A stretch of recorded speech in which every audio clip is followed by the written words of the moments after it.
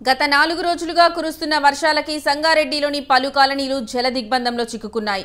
ఆ కాలనీలను వైద్య ఆరోగ్య శాఖ మంత్రి Damodara Rajanarasimha TPCC working president జగ్గారెడ్డితో కలిసి సందర్శించారు. వరద నీటిలో స్వయంగా నడుచుకుంటూ వెళ్లి వరద బాధితులను పరామర్శించారు. వివరాలు అడిగి తెలుసుకున్నారు. ఎర్రగుంట కాలువకు గండి కొట్టిన ప్రదేశాన్ని, మిషన్ భగీరథ నీటి ట్యాంకులను పరిశీలించారు.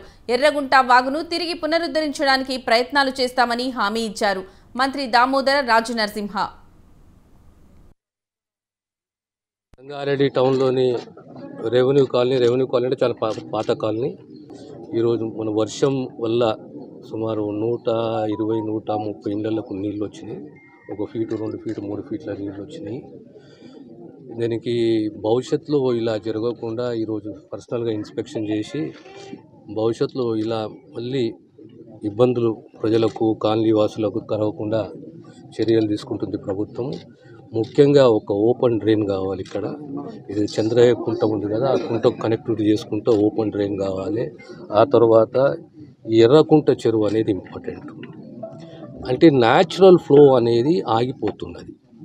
వర్షం పడ్డప్పుడు న్యాచురల్ ఫ్లో అనేది ఉండాలి. ఆ నీరు పోవడానికి ఓ దారి ఉండాలి. దానికి అబ్స్ట్రక్షన్ వల్ల తూము చిన్న కావడం వల్ల ఈ పరిస్థితి ఏర్పడ్డది.